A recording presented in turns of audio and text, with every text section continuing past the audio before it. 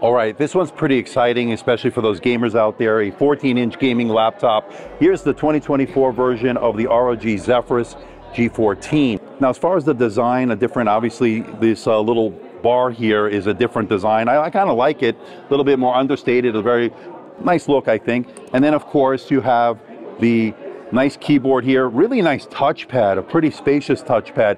But what I like about this is we're getting now 8000 series Ryzen processors. So this is going to have an 8000 series processor. It's also going to have 32 gigabytes of LPDDR5X RAM. You're also looking at a 90 watt TGP. So that's good, a 73 watt hour battery, and up to a RTX 4070, so in a really compact form factor. I mean, this is a pretty sleek, pretty light. It also comes in a nice gray color. I'll show you in a moment, a darker color, but I think that'll show a little bit more fingerprints on the black one. So this one is a nice color, so you can see it here, and this is the back of the unit. And again, thin light is the name of the game here, but you don't skimp on the power. This will show a little bit more fingerprints, but pretty nice overall build. I'm looking forward to getting this in and putting it through its paces. Next up is the 2024 16-inch version of the Asus ROG G16 here, of course, and this is a really nice looking laptop. I mean, really gorgeous for a gaming laptop. I'm really impressed. But check out this touchpad. Look how spacious that is. And I've used it a little bit. It's pretty responsive. You're now getting this with a 115 watt TGP, 32 gigabytes of RAM, up to an RTX 4090 GPU, and this will have vapor chamber cooling.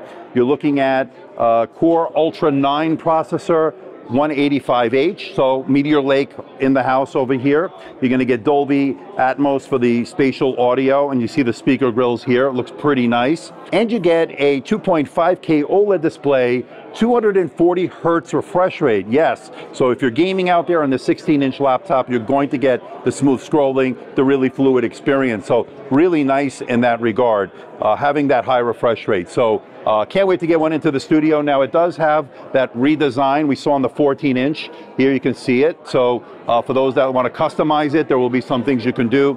I'm going to be getting one into the studio as well as the 14-inch very soon. So stay tuned. Those reviews will be coming. And here we have the ROG G16 for 2024 in this dark, it's like almost like a grayish, blackish color. We'll show a little bit more fingerprints, but I think the overall design is nice. It's got the whitish silver one here, and then you got the darker one here. I think it looks really good.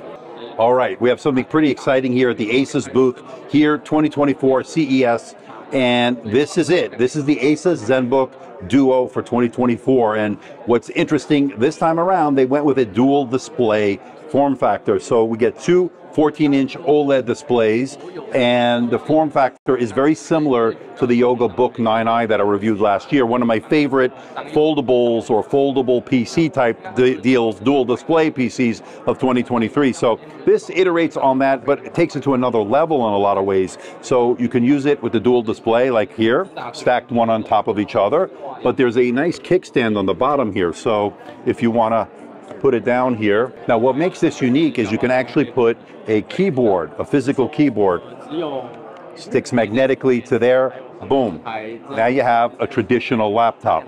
You could also close the kickstand and use it like you would any other ultra portable. So pretty interesting in that regard. The build looks pretty nice, and I can't wait to get it into the studio. Now here you can see the I/O, and pretty thin and light. So it looks pretty nice, and this is a pretty nice, tidy package.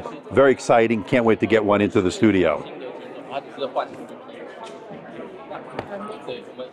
This is going to be great for when you want to have dual displays. So you're going to do multitasking and all sorts of ability to do many things on the two displays, so multitasking galore here.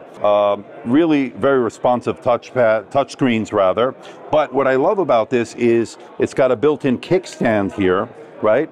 And you could just lay it down like this, for instance, and it has a physical touchpad.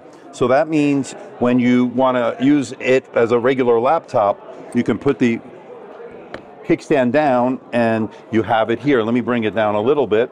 And now you can use it as a laptop, and nice responsive touchpad, really nice keyboard on it. And You can use it traditional in a traditional sense, but if you want to put it into other modes, you can. You can detach the keyboard, and then you have the dual displays. Of course, this is a demo. Not sure if it's gonna put the keyboard out there like that. Boom. You can now use it vertically, and just like we saw with the Yoga Book 9i, this is definitely going to do that. So pretty nice in that regard. Next up is another great refresh here, the Asus Zenbook S13 OLED. Now, I reviewed this last year, and one of my favorite, thin and light, and check this out. I mean, this thing is just incredibly thin and light. This is going to get the Meteor Lake upgrade here, the Core 7 Ultra processor. You're going to have the Intel Arc graphics. Great I/O, considering, well, pretty good I/O, I would say, considering the size and nature of this thin and light portable. It has that really nice, beautiful design, that almost slate-like feel to this, very interesting look. And it also comes in a blue color as well, but this is my favorite so far. Really nice touchpad, great keyboard. Really portable device here. Now, as far as portability, you're looking at about 1 kilogram in terms of the weight, which is just insane. And a 13-inch OLED display. Obviously, we love the OLED displays on this. This is absolutely gorgeous, and I can't wait to get one into the studio. Now, here we have the Asus Zenbook 14 OLED. Now, we did the review on the Intel Meteor Lake version. This is the one with the AMD Ryzen processor, the 8000 series, and this is going to be outfitted with an 8840HS processor. So that's a great for those AMD fans out there, the Ryzen fans.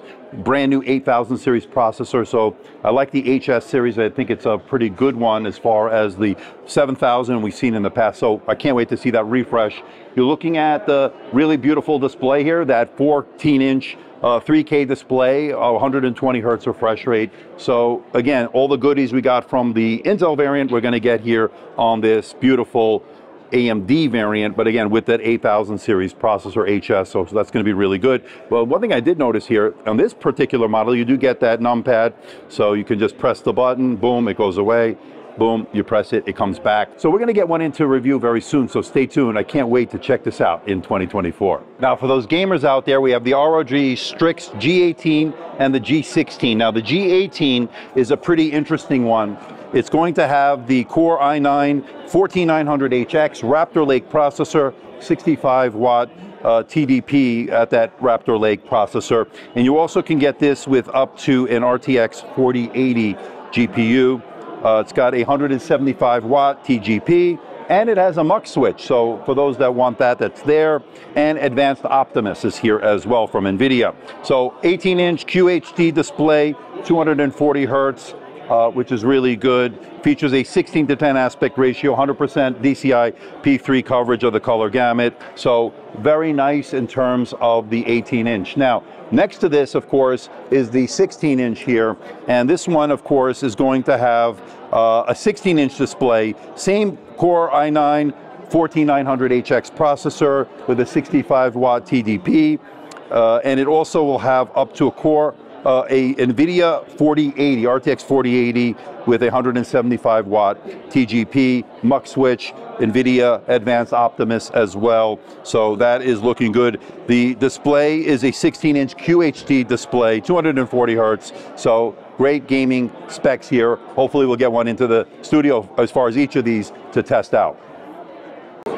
Now, moving right along, we have the ROG Strix Scar right over here. And this one, of course, is going to have the Core i9-14900HX. So we have Raptor Lake on this with a 65-watt TDP on that one. RTX 4090 available on this one with 175-watt TGP, mux switch, Advanced Optimus. That's going to be good. As far as the display, a 240 hertz refresh rate, and it's going to have a QHD resolution on this, so looking forward to checking that out. Next up is the ROG Strix Scar 18. Now this one, of course, is going to have a Raptor Lake processor up to a Core i9-14900HX. It's also have 65-watt TDP. You also get this with the RTX 4090, but this has an 18-inch display, QHD resolution, mini LED. So this is going to have a mini LED right here. So I like that. 16:10 aspect ratio, 240 hertz refresh rate, 3 millisecond response time. So this is going to be really nice for those gamers that want that mini LED brightness that it can bring to the table. Okay, so now some business laptops here. We have the ExpertBook B5 here from Asus, and I can tell you right off the bat, pretty light, thin. This is going to have a Core Ultra 7 processor, so a Meteor Lake. It's going to have the Intel Arc graphics, so you have the MPU, you have all that stuff as well.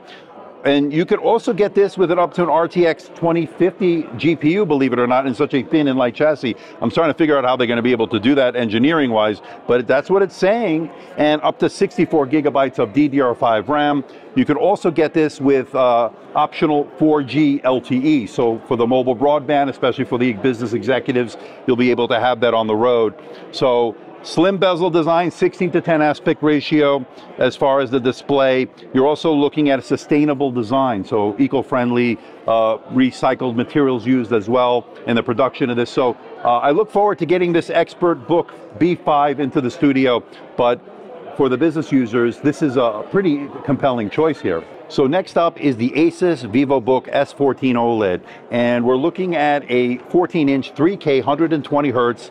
Yeah, you guessed it, OLED display. So really an affordable package. You're getting a high-end display. Now, this is plastic, but at first I thought it was metal, or I think it's plastic. This is a really nice design, especially for the Vivobook line.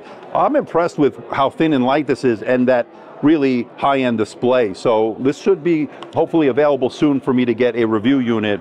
And you're looking at about 1.4 kilograms. So thin and light is the name of the game here. And it goes back 180 degrees, as you see here. So that's a pretty nice feature, I think, to get the perfect viewing angle.